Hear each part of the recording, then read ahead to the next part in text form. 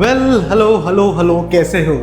सभी का स्वागत है परिणाम सीरीज में। और आज हम लेके आए हैं बेटा क्लास 10th का chapter human eye and the colourful world कम टॉपिक कलरफुल वर्ल्ड। जी हाँ बेटा, इस पूरे चैप्टर में हमने ह्यूमन आई कर लिया है, पूरा कर लिया है। अगर आपने नहीं देखा तो यहाँ जाओ, क्लिक करो और देखो कि ह्यूमन आई में हमने कितना सारी चीजें कैसे कवर करी है। एक वन शॉट वीडियो बनाया है जिसमें ह्यूमन आई का सब कुछ कवर कर दिया हमने। ठीक है, आज की इस वीडियो में वन शॉट होने वाला है सिर्फ कलरफुल वर्ल्ड का। मतलब जो कलरफुल वर्ल्ड के फिनोमेना हैं, हम वो सारे फिनोमेना इस एक वीडियो में कवर करने वाले हैं और साथ ही साथ देखेंगे प्रीवियस ईयर क्वेश्चन जो आपको आए गए हैं। ठीक है बेटा, तो चलिए स्टार्ट करते हैं ये वीडियो स्टार्ट करने से पहले एक सभी से गुजारिश कि आप लोगों को अगर वीडियो अच्छी लग रही है तो प्लीज़ चैनल को लाइक करिए, शेयर करिए, सब्सक्राइब करिए। आप लोग जितना ज़्यादा सब्सक्राइब करोगे उतना ज़्यादा हमें मोटिवेशन मिलता है ना। तुम्हारे सब्सक्राइब से मेरा भी मन करता है कि और अच्छा कंटेंट लेके आओ। ठीक है, तो ज़्यादा से ज़्यादा चैनल को प्लीज़ सब्सक्राइब करिए और अपने दोस्तों तक पहुँचाइए। और कौन सा चैनल? तो स्वागत करता हूँ सभी का फिजिक्स टिप्स एंड ट्रिक्स पे, और मेरा नाम जी हाँ वरुण। तो चलिए बेटा स्टार्ट करते हैं ये चैप्टर। देखते हैं हमारे पास कलरफुल वर्ल्ड में क्या है। आइए फटाफट इसको निपटाते हैं और देखते हैं। देखिए, कलरफुल वर्ल्ड में हम अलग अलग तरीके के फिनोमेनास देखने वाले हैं कि लाइट के फिनोमेना जो हमको दिखाई देते हैं, आसमान नीला दिखता है, तारे टिमटिमाते दिखते हैं, ये सब क्यों दिखते हैं। तो उसी में हमारे पास पहला टॉपिक है refraction through a glass prism. क्या होता है सर ग्लास प्रिज्म? एक ट्रायंगुलर ग्लास का शेप समझ लीजिए। ग्लास प्रिज्म ये होता है, हमने लिख भी रखा है, a prism is transparent object made up of glass जिसके ट्रायंगुलर एंड्स होते हैं बेटा। ठीक है, इसमें ये जो एंगल बनता है यहाँ, इसको बेटा एंगल ऑफ प्रिज्म कहा जाता है। इसको एंगल ऑफ प्रिज्म कहा जाता है। अभी एंगल ऑफ प्रिज्म आपके सिलेबस में कुछ खास है नहीं, मतलब इतना ज़्यादा आपको नहीं बताया जाएगा इसके बारे में, लेकिन जब आप क्लास 12th में आएंगे तो आपको एंगल ऑफ प्रिज्म के बारे में भी काफ़ी बातें बताई जाएंगी। ठीक है, तो जो एंगल इन दोनों स्लैब्स के बीच में बनता है वो एंगल ऑफ प्रिज्म कहलाता है। अब हम क्या करते हैं बेटा रिफ्रैक्शन के लिए, इस प्रिज्म में एक मोनोक्रोमैटिक लाइट को इंसिडेंट करवाते हैं। ये एक मोनोक्रोमैटिक लाइट हमने डाली है। सर क्या होता है मोनोक्रोमैटिक लाइट? तो आप ध्यान से देखिए, मोनो मतलब सिंगल, क्रोमैटिक मतलब कलर, लाइट का मतलब लाइट, मतलब सिंगल कलर लाइट, एक रंग वाली लाइट, जैसे लाल, पीली, नीली, हरी, गुलाबी, कैसी भी, लेकिन एक सिंगल कलर होना चाहिए। ठीक है, वाइट लाइट नहीं हो सकती। क्या नहीं हो सकती? क्या नहीं हो सकती? Not white light. क्यों सर वाइट लाइट क्यों नहीं हो सकती? आप विबग्योर में से ही क्यों चूज कर रहे हो? क्योंकि बेटा वाइट लाइट असली में वाइट कोई कलर नहीं है। White basically it is a mixture of all the colours. तो वाइट में बहुत सारे कलर्स हैं। ठीक है, सोचना इस बात को, white is not a colour, it is a mixture of all the colours. तो हम यहाँ पर एक सिंगल कलर की लाइट इसमें इंसिडेंट करवाएंगे। अब हमने क्या देखा, जैसे लाइट इसमें इंसिडेंट करवाएंगे तो एक नॉर्मल बनेगा। आइए बेटा बना देते हैं एक नॉर्मल सर हमेशा परपेंडिकुलर होगा सरफेस के। हाँ सर परपेंडिकुलर होगा, तो ये एक परपेंडिकुलर हमने बना दिया। ठीक है, तो ये हमने क्रिएट कर दिया नॉर्मल। ठीक, अब जो लाइट है ध्यान से देखिए, वो कहाँ से कहाँ जा रही है? वो एयर से ग्लास में जा रही है, मतलब रेयर से डेंसर की तरफ जा रही है। तो जब भी लाइट रेयर से डेंसर की तरफ जाएगी तो टुवर्ड्स नॉर्मल झुकेगी। मतलब ये लाइट जाना तो ऐसे चाहती थी, ये लाइट जाना तो ऐसे चाहती थी। ठीक है, ऐसे ये लाइट जाना चाहती थी, ये जाना तो ऐसे चाहती थी, लेकिन ये झुक जाएगी। कैसे झुक जाएगी? किधर झुक जाएगी? ये झुक जाएगी टुवर्ड्स नॉर्मल, मतलब कुछ ऐसे झुक जाएगी।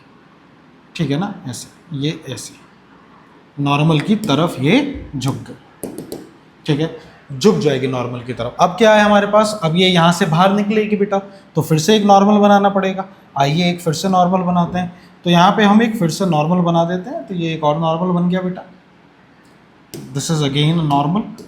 ठीक है, तो ये भी हमारे पास एक नॉर्मल बन गया। अब ये क्या हो रहा है, ये यहाँ से बाहर आएगी, बाहर आना चाह रही है। तो जब ये बाहर आएगी तो ये डेंसर से रेयर की तरफ जा रही है, तो अवे फ्रॉम नॉर्मल। तो अब आप नेक्स्ट अवे फ्रॉम नॉर्मल बना दीजिए। तो यहाँ से अवे फ्रॉम नॉर्मल कुछ ऐसे, ये है अवे फ्रॉम नॉर्मल। क्या आप ये बात समझ रहे हैं? तो ये ऐसे ऐसे ऐसे जो वाइट से आप देख रहे हैं that is the actual path, that is the actual path of light. But ठीक है मैंने जो वाइट से बना दिया, लेकिन याद रखिए असली में ये वाइट कलर नहीं हो सकता, कोई और कलर होना चाहिए, सिंगल कलर की लाइट होनी चाहिए ये हमेशा, ये आपको पता होना चाहिए, ठीक है ना, ठीक है ना। और ये क्या बनाया, ये है इसका वो पाथ जिस पे ये जाना चाहती थी लेकिन जा नहीं पाई, झुक गई। अब कोई आपसे पूछे कि भैया कितना झुक गई या कैसे झुक गई, क्या हुआ, देखिए उसको कैसे, पहले तो इसको लेबल कर लो। मुझे एक बात बताओ, फटाफट बताओ सोच के, बेटा नॉर्मल और इंसिडेंट रे, ये रे कौन सी है, इंसिडेंट रे, इंसिडेंट रे। ये कौन सी रे है सर, ये इमर्ज हुई है ट्राइंगल से, तो ये इमर्जेंट रे है, इमर्जेंट रे, याद रखिए इमर्जेंट रे। सर ये तो रिफ्रैक्टेड रे नहीं है, हाँ है, रिफ्रैक्शन तो हुआ है लेकिन ये इमर्ज हुई है इसलिए हम इसको इमर्जेंट कहते हैं। इसको अंदर वाले को आप रिफ्रैक्टेड रे बोल सकते हैं, ये भी तो रिफ्रैक्ट हुई है ना, तो ये रिफ्रैक्टेड रे हो सकती है। अच्छा और क्या क्या है सर, एंगल की बात कर लेते हैं, एंगल क्या क्या है, तो सर नॉर्मल और इंसिडेंट रे के बीच के एंगल को एंगल ऑफ इंसिडेंस कहते हैं, और नॉर्मल और इमर्जेंट रे के बीच के एंगल को एंगल ऑफ इमर्जेंस कहते हैं, ई हो गया एंगल ऑफ इमर्जेंस, ठीक है बेटा। ये कुछ एंगल होंगे, ये होगा एंगल R1 और ये भी कुछ होगा एंगल R2, ठीक है। इसके बारे में अभी हम कोई बात नहीं करेंगे, क्लास 12th में जब आप पहुंचेंगे तो मैं आपको इस ट्राइंगल के अंदर भी पूरा का पूरा पढ़ाऊंगा और एक प्रिज्म फॉर्मूला हम डिराइव करेंगे, लेकिन अभी उसकी कोई ज़रूरत नहीं है, ठीक है। तो ये हमने लेबलिंग कर दी। अब आपसे कोई पूछे कि ये रे कितना भटक गई, कितने डिग्री भटक गई, तो सर ऐसे जाना चाहती थी और ऐसे गई, तो कितना भटक गई, तो सर आप क्या करो, इसको ना पीछे रिट्रेस कर लो, ये पीछे रिट्रेस कर लो। तो जब इसको पीछे रिट्रेस करोगे, अब इसको जब पीछे रिट्रेस करोगे तो आप बोल सकते हो कि सर ये जो एंगल है ना आपके पास, डार्क ग्रीन से कर देते हैं, नहीं रेड से करते हैं, ये जो एंगल आ रहा है ये इसको बोलेंगे angle of deviation, angle of deviation, ठीक है। तो ये डेल्टा जो है ये आपका बन गया angle of deviation. So this is the whole diagram of refraction through a glass prism. देखिए बहुत इंपॉर्टेंट है, या तो आपको एग्जाम में सीबीएसई ग्लास प्रिज्म देगा या ग्लास स्लैब देगा। ग्लास स्लैब हमने लाइट चैप्टर में देख लिया है और इस चैप्टर में हमारे पास refraction through a glass prism है। तो आई होप आपको सब क्लियर हो। एंगल ऑफ प्रिज्म हमने बता दिया, इंसिडेंट एंगल ऑफ इंसिडेंस पता चल गया, एंगल ऑफ इमरजेंस पता चल गया, ये दोनों एंगल ऑफ रिफ्रैक्शन है जो दे रखे हैं। एंगल ऑफ डेविएशन भी मैंने बताया कि इतना मोटा, इतना ये डिफ्लेक्ट कर गई, सीधा ऐसे जाना चाहती थी ऐसे निकल गई, ये एंगल ऑफ इमरजेंस है। ध्यान रखना ये इमरजेंट रे है, और ध्यान रखना लाइट जो है वो सिंगल कलर की होनी चाहिए, आप वाइट लाइट को यूज नहीं कर सकते, ये बहुत इंपॉर्टेंट है जो मैंने यहाँ बनाया है, नॉट वाइट लाइट। ये लाइट वाइट नहीं हो सकती, मोनोक्रोमेटिक होगी, कोई और कलर होगी विबग्योर में से, बट नॉट वाइट, ठीक है। सो this is how a refraction through a glass prism happens, ठीक है बेटा। आइए आगे बढ़ते हैं, नेक्स्ट देखते हैं हमारे पास नेक्स्ट क्या है। नेक्स्ट है बेटा हमारे पास इंफॉर्मेशन अबाउट वाइट लाइट, कि सर आप क्यों कह रहे हो वाइट नहीं हो सकती या वाइट क्या है, ये सारी इसको समझते हैं कि जरा है क्या। सबसे पहले वाइट लाइट के बारे में, अब जो मैं बता रहा हूँ इस सबको भूल जाओ, जो जहाँ मैं पेन चला रहा हूँ उस पर ध्यान दो, देखो तुम्हें तुरंत समझ आएगा। अगर आप ध्यान से डेफिनेशन पढ़ो तो white light is made up of 7 different colours, ये हम जानते हैं। वाइट लाइट जो होती है ये 7 रंगों से मिलके बनी है। कौन कौन से 7 रंग, सर इनको बोलते हैं विबग्योर, विबग्योर, ठीक है। असली में बेटा टू बी ऑनेस्ट ये 7 रंग भी नहीं होते, 7 शेड्स होते हैं, समझ गए। मतलब इसमें जैसे ब्लू में भी बहुत से ब्लू होंगे, स्काई ब्लू होगा, नेवी ब्लू होगा ना, तो ये 7 शेड हैं, और मोटा मोटा 7 शेड्स के अंदर और बहुत सारे शेड्स रहते हैं ना, लेकिन हम इसे मोटा मोटा जो रंग की बात करें तो बोलते थे 7 रंग है भाई, ठीक है। कौन कौन से, पहला वायलेट, दूसरा इंडिगो, दूसरा ब्लू, देन ग्रीन, फिर येलो, ऑरेंज और रेड। बेटा आप चाहो तो एक कॉपी ले लो, कॉपी पे ये सभी रंग ऐसा बना दो, तो आप देखोगे कि जैसे आप इसको मिक्स करोगे ना, तो इसका मिक्सचर जो होगा वो वाइट को क्रिएट करेगा, ठीक है। तो वो वाइट को क्रिएट करेगा, तो लाइट बनी है इन 7 रंगों से। तो मोनोक्रोमैटिक तो ये नहीं हुई, इसके अंदर तो बहुत सारे रंग है, इसलिए वाइट लाइट नहीं ली। अब होता क्या है कि सूरज से, ये सूरज है, सूरज से पृथ्वी तक जो सूरज एक तरीके से रोशनी फेंकता है ना, अभी तो आपको लग रहा है कि वो लाइट है, वो लाइट नहीं फेंकता, वो एक तरीके का इलेक्ट्रोमैग्नेटिक वेव्स फेंकता है। इलेक्ट्रिसिटी और मैग्नेटिज्म, इन दोनों से मिलने वाली जो वेव्स होती है, इलेक्ट्रिकल फील्ड और मैग्नेटिक फील्ड, वो एक इलेक्ट्रोमैग्नेटिक पूरा का पूरा वेव भेजता है, मतलब एक बहुत सारी एनर्जी फेंकता है हमारी तरफ, ठीक है। अब उस एनर्जी में अगर देखो तो उस एनर्जी में बहुत सारा पार्ट होता है, देखो कौन कौन सा। उस एनर्जी में गामा रेज होती है, जैसे ये गामा रेज हैं, ठीक है। एक्स रेज, गामा रेज समझते हो ना क्या होती है, जब न्यूक्लियर ब्लास्ट होता है तो वो जो रेडिएशन फैलता है वो रेडिएशन गामा रेज का होता है।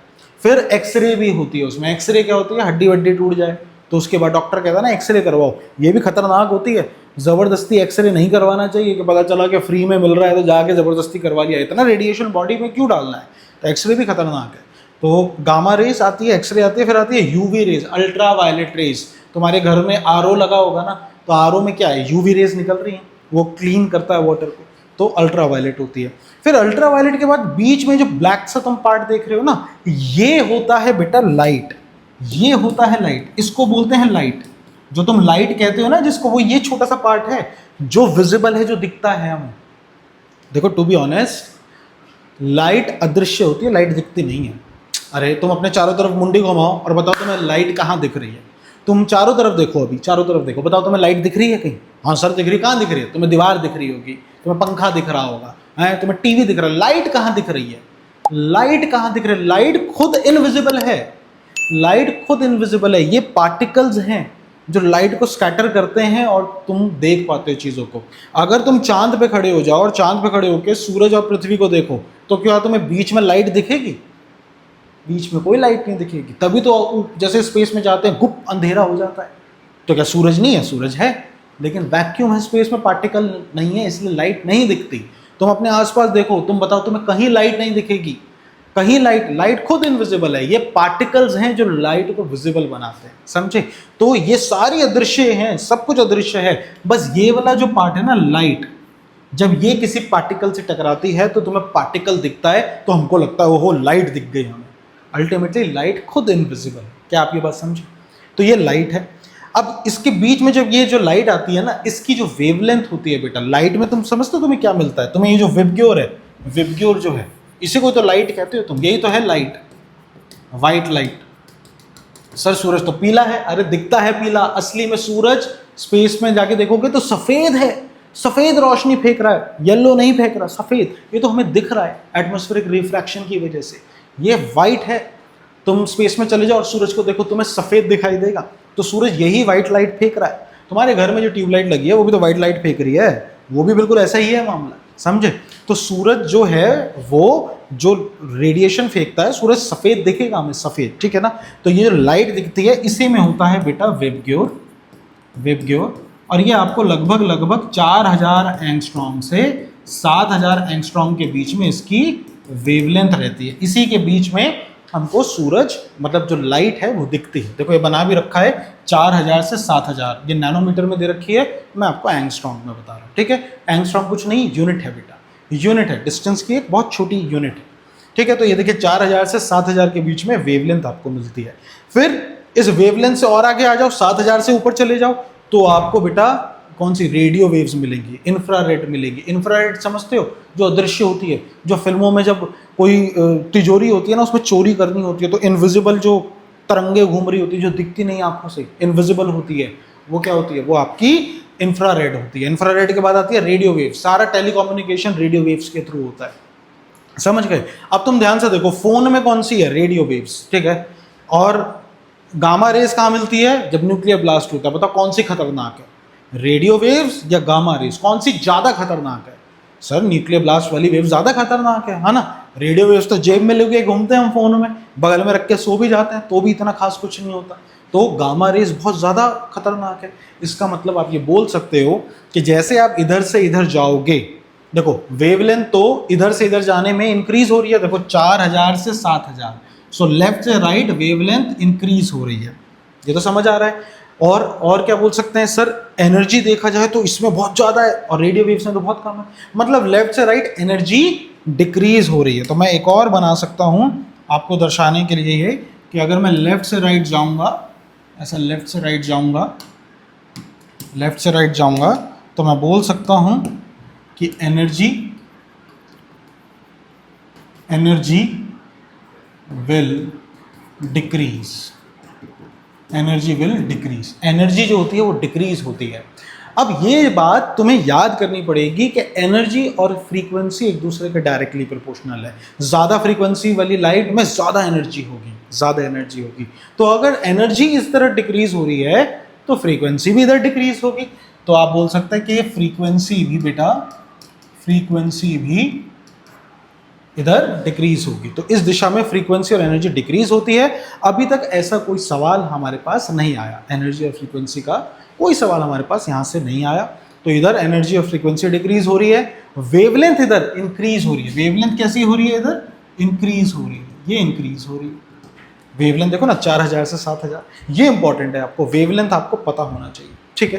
तो ये आपको पूरा का पूरा व्हाइट लाइट का बेटा पैटर्न मिला है। आपको कुछ याद नहीं करना, आपको ये भी याद नहीं करना 4 से 7 होता है, आपको ये नाम भी याद नहीं करना, लेकिन आपको ये पता होना चाहिए कि वायलेट की वेवलेंथ कम और रेड की वेवलेंथ ज़्यादा होती है। ये पता होना चाहिए कि वेवलेंथ इस तरफ इंक्रीज करती है। सर ये क्या बनाया? बेंडिंग। अभी बताऊंगा इसको क्या होता है, अभी बताऊंगा। पहले बताओ ये चीज़ समझ आई। अब देखो इसी के बेसिस पे एक सवाल है, ऐसा सवाल आया हुआ है हमारे सीबीएसई बोर्ड में। देखो क्या कह रहा है the colour of light for which refractive index of glass is minimum. वो कलर बता दो इन चारों में से जिसके लिए रिफ्रैक्टिव इंडेक्स मिनिमम होगा, बताओ। अब हमको ये तभी हम बता सकते हैं, देखो हमको इन सभी कलर्स की वेवलेंथ पता है। हमको पता है लाल की सबसे ज़्यादा है, वायलेट की सबसे कम है, येलो और ग्रीन तो बीच में है। तो बीच वालों की तो क्या ही बात करें। तो मुझे पता है मेरा जो करेक्ट आंसर है वो ना तो येलो होने वाला है ना ग्रीन, या तो लाल होगा या वायलेट होगा, क्योंकि लाल वायलेट की सबसे कम, लाल की सबसे ज़्यादा। अब रिफ्रैक्टिव इंडेक्स और वेवलेंथ के बीच में हमें एक रिलेशन पता चल जाए तो ये हो जाएगा। यानी आ जाता है हमारा चैप्टर कौन सा? लाइट। अगर लाइट नहीं देखा तो लाइट जाके देखो। आपने स्नेल्स लॉ करा होगा? हाँ सर करा है। साइन आई बटे साइन आर कांस्टेंट होता है, हाँ। और वो कांस्टेंट क्या होता है? रिफ्रैक्टिव इंडेक्स के बराबर। वो कांस्टेंट क्या होता है? रिफ्रैक्टिव इंडेक्स के बराबर। और रिफ्रैक्टिव इंडेक्स और वेलोसिटी का क्या रिलेशन है? Sir refractive index is inversely proportional to velocity, याद है ना? Mu is inversely proportional to v. यानी मैं बोल सकता हूं, मैं क्या बोल सकता हूं? Refractive index is v2 by v1, mu 1 2 is v2 by v1। और वेवलेंथ के कैसे है रिफ्रैक्टिव इंडेक्स? समझ रहे हो ना ये बात? अगर ये रिलेशन नहीं समझ रहे, मैं तुम्हें डायरेक्ट इसी रिलेशन से समझा सकता हूं कि मैं कैसे लिख रहा हूं। तुम्हें पता है refractive index is inversely proportional to velocity, ये तो पता ही है ना। Mu equals to c by v, ये तो पता होना चाहिए भाई। अगर तुम्हें ये नहीं पता तो भाई फिर क्या ही पता है, mu equals to c by v। तो mu is inversely proportional to velocity. अब वेलोसिटी अगर कम हुई तो रिफ्रैक्टिव इंडेक्स ज़्यादा होगा, ठीक है सर। डिस्टेंस का क्या formula? Distance is speed into time, और वेवलेंथ एक डिस्टेंस ही है, दूरी है। तो distance is speed into time, मतलब डिस्टेंस स्पीड के डायरेक्टली प्रोपोर्शनल है, यानी वेवलेंथ भी स्पीड के डायरेक्टली प्रोपोर्शनल है। मतलब मैं बोल सकता हूं कि it is also inversely proportional to wavelength. तो refractive index is inversely proportional to wavelength. बेटा ये फॉर्मूला है, अगर ये फॉर्मूला याद नहीं है तो इसको याद करना पड़ेगा। मतलब वेवलेंथ जितना ज़्यादा होगा उतना रिफ्रैक्टिव इंडेक्स कम होगा। क्या कह रहा है? The colour of light for which the refractive index of glass is minimum. Refractive index minimum किसका होगा? जिसकी वेवलेंथ सबसे ज़्यादा होगी। सबसे ज़्यादा वेवलेंथ किसकी है? लाल की। तो हमारा correct answer is red. Red is the correct answer, not violet. ये भी समझे? ये समझ आया? इसका स्क्रीनशॉट लो और फिर आगे बढ़ते हैं, फटाफट आगे बढ़ी। समझ आया? चलिए आइए आगे बढ़ते हैं और देखते हैं कि सर ये आपने बेंडिंग ऑफ लाइट क्या लिखा हुआ है, इसके बारे में भी देखते हैं। तो पहले लाइट को पढ़ते हैं, डिस्पर्जन को पढ़ते हैं, टॉपिक समझते हैं। डिस्पर्जन क्या है? डिस्पर्जन आइए देखते हैं। Dispersion of white light by a glass prism, इसका क्या मतलब है आप समझो। न्यूटन अंकल ने एक बार एक प्रिज्म लिया और उसमें उन्होंने व्हाइट लाइट मारी। व्हाइट लाइट, सर पीछे तो आपने कहा था कि मोनोक्रोमैटिक लाइट, अरे वो हमने एक्सपेरिमेंट करा ना। न्यूटन अंकल ने एक प्रिज्म में व्हाइट लाइट मारी। अब वाइट लाइट जब इन्होंने मारी तो वो जब प्रिज्म के अंदर गई तो डेविएट हुई, झुकती है ना। अब ये जो झुकाव है, ये सभी रंगों का अलग अलग रहता है। तो हमने जब देखा तो ये झुकाव से हमको पूरी वाइट लाइट इस 7 रंगों में मिल गई, 7 कलर्स। मतलब वाइट लाइट कहाँ से आती है? सन से आती है ना, सन से आती है वाइट लाइट। तो हमको पता चला कि सन से जो वाइट लाइट आती है उसके पास 7 कलर्स हैं। ऑल्दो ये टॉपिक थोड़ा सा डायरेक्टली रिलेटेड नहीं है, बट हमारे जो सूर्य भगवान हैं उनका जो रथ है उसमें बेटा 7 ही घोड़े हैं, है ना। व्हाट अ कोइंसिडेंस है या कुछ और? सोचना है इस बात को, ठीक है ना, सोचना। सूर्य भगवान, घर में मम्मी पापा से पूछना कि जो सूर्य भगवान है उनके रथ पे कितने घोड़े हैं? 7 ही घोड़े मिलेंगे तुम्हें, है ना। एक अजीब व गरीब किस्म का ये कनेक्शन कि जो दिमाग घुमा देता है कि यार न्यूटन ने जाके बताया था वाइट लाइट 7 रंगों से हैं, हम कब से सूर्य भगवान की पूजा करते हैं जो जिनके रथ पे 7 हॉर्सेस हैं। कभी ये 7 हॉर्सेस 7 शेड्स को तो नहीं बता रहे? हाँ, देखते हैं, कमेंट करना, बताना तुम्हें क्या लगता है। एनीवेज, तो यहाँ पर हमने देखा कि जो वाइट लाइट है ये 7 रंगों में बट गई। बेटा ये वाइट लाइट का 7 रंगों में बट जाना ही इस प्रोसेस को हम डिस्पर्जन ऑफ वाइट लाइट कहते हैं। When white light is pass through a glass prism, it splits into a spectrum of colour. ये क्या है? पूरा का पूरा स्पेक्ट्रम मिला है बेटा आपको। तो ये स्पेक्ट्रम ऑफ जो कलर है इन ऑर्डर वेबग्योर, ये वेबग्योर का आपको ऑर्डर मिल गया। And this process of white light splitting into its colour is termed as dispersion of light. ये ही होता है डिस्पर्जन ऑफ लाइट। अब यहाँ पर बच्चा आमतौर पे गलती करता है, वो क्या गलती करता है ध्यान से देखो। बच्चा इसे बना जरूर देता है तो सीबीएसई पूछता है कि बताओ वायलेट कहाँ मिलेगा। देखो वायलेट सबसे नीचे मिला है, ये रहा वायलेट, ये रहा Indigo, blue, green, yellow, orange, red. क्या आपकी बात समझे? अब मैं आपको कुछ समझाना चाह रहा हूँ, ध्यान से देखो। अगर आप शुरुआत से देखो तो ये वाइट लाइट असली में तो ये ऐसे जाना चाह रही थी, देखो ऐसे, ठीक है ना। असली में तो देखो ये ऐसे जाना चाह रही थी,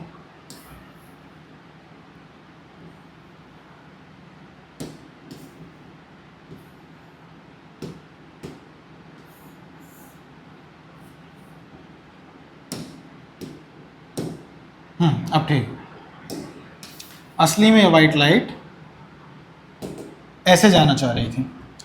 अब हमने देखा कि ये वाइट लाइट बट गई 7 रंगों में और अपने ओरिजिनल पाथ से भटक गई। कितना भटकी? तो सर ये लाल तो भटकी इतना, ये angle of deviation of red है। और वायलेट कितना भटकी? वायलेट को क्या, ये ले लेते हैं भाई वायलेट के लिए। ये कितना भटकी? ये इतना भटकी, वायलेट, ठीक। अब इसको देख के कोई अंधा भी बता देगा कि रिफ्रैक्टिव इंडेक्स ऑफ वायलेट, यहाँ पर angle of deviation of violet is greater than angle of deviation of red. समझे? मतलब अगर कोई आपसे पूछे कि अपने पाथ से सबसे ज्यादा कौन बेंड हुई, कौन भटक गई, तो सबसे ज्यादा तो वायलेट भटकी। सबसे ज्यादा बेंड कौन हुई? वायलेट बेंड हुई। इसका मतलब, और वायलेट की वेवलेंथ कैसी है? कम है। और लाल की वेवलेंथ कैसी है? सबसे ज़्यादा है। तो आप ये बात समझे, वेवलेंथ किसकी ज़्यादा है? हम ये बात जानते हैं कि wavelength of red is greater than wavelength of violet, ये पता है। इसका मतलब जिसकी वेवलेंथ सबसे ज़्यादा है वो उसका एंगल ऑफ डेविएशन सबसे कम। क्या ये बात आप समझे? इसका मतलब आप ये बोल सकते हैं कि वेवलेंथ जिसकी ज़्यादा होगी, अगर इस तरफ ज़्यादा है वेबग्योर में, तो जो डेविएशन है, वो डिफ्लेक्शन है, वो ऐसे चलेगा। इसका सबसे कम डिफ्लेक्शन और इसका सबसे ज़्यादा डिफ्लेक्शन। बेटा यही चीज़ मैंने आपको यहाँ बताई है। बेंडिंग ऑफ लाइट रेड की सबसे कम, वायलेट की सबसे ज़्यादा। दैट इज़ वाई ये डायग्राम ऐसे करवाया। आई होप समझ आया होगा और यहाँ पर ये चीज़ समझ आई होगी। तो आपसे पूछेगा डिस्पर्जन बता दो, तो हम ये लाइन लिख के समझा देंगे। और ये न्यूटन का एक्सपेरिमेंट है जिसमें 7 रंग में बांट दिया और ये मैंने आपको एक आइडिया देने की कोशिश करी। ठीक है, चलिए टेक द स्क्रीनशॉट, आगे बढ़ते हैं।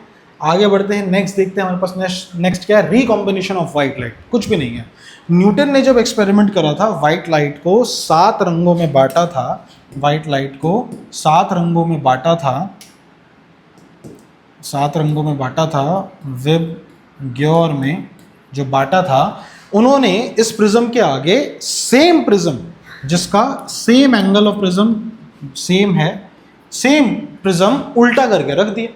तो जब ये उल्टा करके रखा तो देखा कि 7 रंगों में बटी और फिर से रिकम्बाइन हो गई और वाइट लाइट बन गई। तो वाइट लाइट ही फेंकी थी और रिकम्बाइन होकर वाइट लाइट ही मिल गई। तुम एक काम करो, तुम ध्यान देखो, तुम इसको इस पे मिला दो, इस ट्राइंगल को इस ट्राइंगल से चिपका दो, तो बेटा ये ग्लास स्लैब बन जाएगी ग्लास स्लैब बन जाएगी। और ग्लास स्लैब में एक जगह से दूसरी जगह जब निकालोगे तो वाइट लाइट ही मिलती है। कनेक्ट करके देखो, कनेक्ट करके देखो, समझे। सो इस रिकॉम्बिनेशन को ही, मतलब यही जो दोबारा से लाइट वाइट से वाइट में कन्वर्ट हो गई, इसी को ही रिकॉम्बिनेशन ऑफ वाइट लाइट कहते हैं यूजिंग प्रिज्म। ठीक है बेटा, तो ये है एक अद्भुत एक्सपेरिमेंट। आई होप ये समझ आया होगा। नेक्स्ट पे आते हैं। नेक्स्ट हमारे पास क्या है, फॉर्मेशन ऑफ रेनबो। देखो बहुत इंटरेस्टिंग टॉपिक है और आप बिलीव नहीं करोगे, फॉर्मेशन ऑफ रेनबो पे कितनी ऐसी ऑनलाइन वीडियोस है जिसमें गलत बताया जा रहा है, गलत पढ़ा रहे हैं। मैं सभी टीचर से रिक्वेस्ट करूंगा भाई कि एक बार एनसीईआरटी खोल के देखो, आपको पता चलेगा। मैंने पिछले साल भी जब इस चैप्टर पे वीडियो बनाई थी, आप देख सकते हो, मैं वीडियो डाल दूंगा, आप उस वीडियो को देखना। मैंने उस वीडियो में भी बहुत डिटेल में बात करी थी कि टीचर्स गलत बता रहे हैं, रेनबो समझाते समय वो एक गलती कर रहे हैं, और ऑनलाइन नहीं, स्कूल के टीचर्स वो भी गलती कर रहे हैं, गलत पढ़ा रहे हैं। क्यों? क्योंकि एनसीईआरटी एक बार वो पढ़ नहीं रहे। तो मेरी सबसे रिक्वेस्ट है कि आप लोग एक बार एनसीईआरटी खोल के देखो, आपको पता चलेगा रेनबो फॉर्मेशन में क्या लिखा हुआ है। आइए रेनबो फॉर्मेशन को ध्यान से समझते हैं कि क्या है रेनबो फॉर्मेशन। देखिए, देखो सूरज से होता क्या है, आपने देखा होगा कि बारिश हुई, जैसे बारिश बंद हो गई तो आप बाहर निकलो तो आपको बड़ा सा इंद्रधनुष मिलेगा, बढ़िया सा आपको ये एक इंद्रधनुष देखने को मिलता है। ठीक है ना, 7 रंग मिलते हैं और ऐसा कर्व्ड है। ठीक है, अब ये इंद्रधनुष बना क्यों? तो हुआ क्या कि बारिश जब हुई ना, तो बहुत टाइनी ड्रॉपलेट्स पानी के वो हवा में ही फैल गए। अब सूरज से जो लाइट आ रही है वो उस पानी के ड्रॉपलेट में जाती है और उसके अंदर कुछ होता है, जिसकी वजह से ये ड्रॉपलेट एक ग्लास प्रिज्म का काम करता है। और ग्लास प्रिज्म क्या करता है? डिस्पर्जन कर देता है लाइट का, 7 रंगों में बांट देता है, इसलिए हमको ये विबग्योर मिलता है। ये तो है बेटा ऊपर की कहानी। अब असली में हुआ क्या, तो देखो ध्यान से देखो, स्टेप बाय स्टेप पूरी कहानी यहाँ लिखी है, शांति से पढ़ लेना, कोई दिक्कत नहीं है। लेकिन हुआ क्या, ध्यान से देखो वाइट लाइट आई, वाइट लाइट आके सबसे पहले लाइट यहाँ पड़ी और यहाँ पर आपको लाइट का डिस्पर्जन हुआ। डिस्पर्जन पहला स्टेप, डिस्पर्जन मतलब 7 रंगों में बट गई। वायलेट और रेड मैंने बनाए हैं, बीच के भी इसमें रंग है वो मैंने दिखाए नहीं है, लेकिन ये 7 रंगों में बट गई। उसके बाद जो दूसरा प्रोसेस जो यहां हुआ है, इसको बोलते हैं बेटा इंटरनल रिफ्लेक्शन, कि लाइट का इंटरनल रिफ्लेक्शन हुआ। ठीक है, लाइट इस पर पड़ के टकरा गई। ठीक है, क्या इसका मतलब यह है कि लाइट यहां से बाहर नहीं निकली? नहीं, लाइट निकलती भी है बाहर, कुछ बाहर निकलती है, कुछ टकरा जाती है। इस प्रोसेस को बहुत डिटेल में भी समझाऊंगा। तो सेकेंड प्रोसेस होता है इंटरनल रिफ्लेक्शन। टीचर यही गलती करते हैं और इसको कह देते हैं कि यहाँ टोटल इंटरनल रिफ्लेक्शन होता है, बल्कि ऐसा कुछ नहीं होता, कोई टोटल इंटरनल रिफ्लेक्शन नहीं होता। अभी समझाऊंगा क्या होता है TIR। ठीक है, तो आप याद रखो, एनसीईआरटी साहब लिखती है कि यहाँ इंटरनल रिफ्लेक्शन होता है, TIR नहीं होता। मैं लिख देता हूँ, TIR नहीं होता। TIR मतलब टोटल इंटरनल रिफ्लेक्शन। ठीक, अब आगे सुनो, यहां से इंटरनली रिफ्लेक्ट होके लाइट यहां पड़ती है और यहां से फिर फाइनली रिफ्रैक्ट होती है और रिफ्रैक्ट होके बाहर गिर जाती है। तो ये क्या हुआ, थर्ड प्रोसेस क्या हुआ, ये रिफ्रैक्शन ऑफ लाइट। ठीक है ना सर, रिफ्रैक्शन तो यहाँ भी हो रहा है, हाँ हो रहा है, कोई दिक्कत की बात नहीं, आप बोल दो यहाँ, लेकिन 3 प्रोसेस अलग अलग बताने थे। तो यहाँ भी डिस्पर्जन और रिफ्रैक्शन हो रहा है, यहाँ इंटरनल रिफ्लेक्शन और यहाँ रिफ्रैक्शन होके बाहर, और यहाँ पर आपकी आँख है और आपको बढ़िया सा ये रेनबो मिल गया, नीचे वायलेट ऊपर लाल, और आपको एक कर्व्ड दिख गया। अब ये कर्व्ड क्यों दिखता है, तुम सोच के बताना कि कर्व्ड क्यों दिखता है। ये सोचना कि इंद्रधनुष ऐसा कर्व्ड क्यों होता है, सीधा क्यों नहीं दिखता। ठीक है, खैर ये प्रोसेस समझ आया, यही होता है इंद्रधनुष जो बनता है उसमें यही प्रोसेस है, पहले रिफ्रैक्शन और डिस्पर्जन, फिर इंटरनल रिफ्लेक्शन और फिर रिफ्रैक्शन, और आपको इंद्रधनुष बनता हुआ दिख जाता है। इसका स्क्रीनशॉट लो, मैं इसको जरा डिटेल में बता रहा हूँ। क्या ये बात समझ आई? क्या ये बात समझ आई? अब मैं बात करता हूँ गलती की कि क्यों टीचर्स TIR लिख देते हैं और क्या होता है TIR और ये क्यों गलत है। क्यों गलत है तुम लोग अपने टीचर्स से पूछना ही कि मैम कैसे हो रहा है TIR या सर कैसे हो रहा है TIR, ठीक है, और फिर उनको समझाना भी कि नहीं हो सकता। देखो कैसे, देखो कैसे, देखो सर पहले समझो TIR होता क्या है, टोटल इंटरनल रिफ्लेक्शन होता क्या है। 2 सेकंड में समझ आ जाएगा। देखो देखो फर्ज करो ये एक डेंसर मीडियम है नीचे, और ये एक रेरर मीडियम है, ठीक है ना। अब देखो तुमने बेटा कोई लाइट ऐसे मारी, लाइट आई ऐसे, लाइट ऐसे आई। अब क्या होगा सर, एक नॉर्मल बनाना पड़ेगा। ये रहा नॉर्मल, ये रहा नॉर्मल, ये नॉर्मल। अब ये लाइट डेंसर से रेरर में जा रही है तो अवे फ्रॉम नॉर्मल, मतलब ये लाइट ऐसे चली जाएगी अवे फ्रॉम नॉर्मल, ठीक है ना, ऐसे चली जाएगी, कोई बड़ी बात नहीं है। अब चलो, अगर तुमने, ये इसका एंगल ऑफ इंसिडेंस है, ये इसका एंगल ऑफ रिफ्रैक्शन, ठीक है। अगर तुमने इसको और ऊपर कर दिया, और ऊपर कर दिया, तो बेटा ये और नीचे से जाएगी, जाएगी ना। देखो इसको और ऊपर कर दिया तो ये और बेंड हो जाएगी, और ऊपर कर दिया तो और बेंड हो जाएगी। एक समय ऐसा आ जाएगा कि तुमने इस लाइट को इतना बेंड कर दिया, इतना बेंड कर दिया कि ये जो रिफ्रैक्टेड रे है बेटा, ये बिल्कुल ऐसे चिपक के निकलेगी, ऐसे ऐसे निकलेगी। क्या आप ये बात समझ रहे हो? इसको जैसे जैसे उठाते गए ये बेंड होती गई, एक ऐसे एंगल पे तुम आ गए जिसमें ये बिल्कुल सरफेस से ऐसे चिपक के निकल रही है, क्योंकि अवे फ्रॉम नॉर्मल झुकती जाएगी, ठीक है सर। बेटा ध्यान से देखो, इसमें एंगल ऑफ रिफ्रैक्शन 90 डिग्री है, 90 डिग्री है, ठीक है ना। बेटा जिस एंगल ऑफ इंसिडेंस पे एंगल ऑफ रिफ्रैक्शन 90 डिग्री हो जाए बेटा, उसको बोलते हैं क्रिटिकल एंगल। ये क्या है? Critical angle. ये होता है बेटा क्रिटिकल एंगल, समझो 2 सेकंड में समझ आएगा। ये होता है क्रिटिकल एंगल। तो जिस एंगल पे, एंगल ऑफ इंसिडेंस पे एंगल ऑफ रिफ्रैक्शन 90 डिग्री हो जाए, है ना, तो उस एंगल ऑफ इंसिडेंट को क्रिटिकल एंगल बोलते हैं। ये एंगल आई जो है, एंगल आई जो है वो यहाँ पर क्रिटिकल एंगल के बराबर है। अगर अब तुमने इसको और ऊपर करा और टेढ़ा करा तो बेटा ये तो अब और दूर जाके इधर हो जाएगी। हाँ सर हो जाएगी, है ना। अगर तुमने इसको और ऊपर कर दिया, तुमने अगर इसको और ऊपर कर दिया,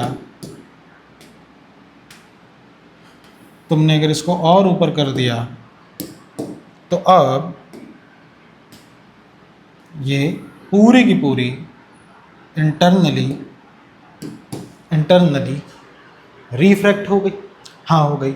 ऐसे में अगर मैं तुमसे पूछूं कि बेटा ये एंगल कितना होगा, ये एंगल कितना होगा, तो तुम ये बोलोगे कि यहाँ पर जो एंगल ऑफ इंसिडेंस है ना, एंगल ऑफ इंसिडेंस वो ग्रेटर होगा क्रिटिकल एंगल से। बताओ, इस एंगल से तो ये एंगल बड़ा ही होगा तभी तो ये झुकेगी। हाँ बेटा, इसी को बोलते हैं TIR, टोटली इंटरनली रिफ्लेक्ट कर जाना। समझे TIR? समझे? ये है TIR। समझे TIR? समझे? इसी को टीचर गलत बता रहा है। वो बोलता है ये प्रोसेस हो रहा है रेनबो के अंदर, ये प्रोसेस रेनबो के अंदर, रेनबो फॉर्मेशन में नहीं होता। अब क्यों नहीं होता पहले बताओ। TIR समझ में आया? TIR क्या है? जिस TIR होने के लिए क्या चीज़ ज़रूरी है पहले बताओ। TIR होने के लिए यही चीज़ ज़रूरी है कि angle of incidence critical angle से बड़ा होना चाहिए। हाँ सर होना चाहिए, ठीक है। अब देखो रेनबो के अंदर क्या होता है, क्या होता है, पहले इसका स्क्रीनशॉट ले लो। क्या हो रहा है अब देखो, देखो रेनबो फॉर्मेशन में क्या हो रहा है। मान लो ये बूंद है, बूंद है, इसमें हमने एक इंसिडेंट रे डाली। ये मान लो हमने कोई इंसिडेंट रे डाली, this is our incident ray, ठीक है। वाइट लाइट इसमें आई, जाहिर सी बात है एक नॉर्मल बनाना पड़ेगा पहले, तो बनाइए बेटा नॉर्मल बनाइए। ये रहा नॉर्मल सर। नॉर्मल जो है वो सेंटर से होके जाएगा, ये ऑलमोस्ट सेंटर ही है, ठीक है।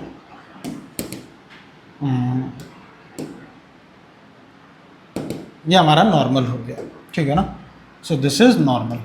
ये क्या है, हमारी इंसिडेंट रे, ये है इंसिडेंट रे, ठीक है। अब ये अंदर जाके क्या होगी, ये रेयर से डेंसर में है तो ये टुवर्ड्स नॉर्मल झुकेगी, मतलब ये अब ऐसे जाएगी,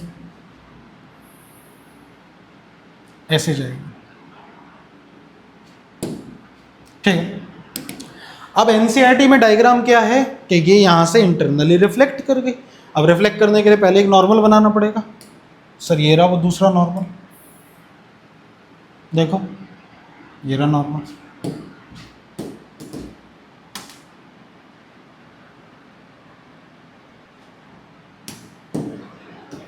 ये रहा नॉर्मल, ठीक है ना। अब सुनो, मुझे बताओ ये एंगल कितना है। सर ये एंगल है, ठीक है। ये कितना है, सर ये एंगल आर है, ठीक है। क्या ये जो अंदर ट्रायंगल फॉर्म हुआ है उसमें बेटा ये और ये बराबर होंगे? हाँ sir, radius of the circle, radius of the circle. तो अगर ये ऑलमोस्ट इक्वल है तो मैं बोल सकता हूं कि ये अगर एंगल आर है तो ये भी एंगल आर होगा। मैथ्स की बेसिक प्रॉपर्टी है। हाँ सर, बेसिक प्रॉपर्टी है, ठीक। अब यहां से हमने क्या बताया कि इसके अंदर टीचर बताता है कि TIR हो गया, मतलब जो रे है वो यहां से इधर निकल गई, सॉरी, जो रे है वो यहां से ऐसे निकल गई, ठीक है ना, ऐसे निकल गई,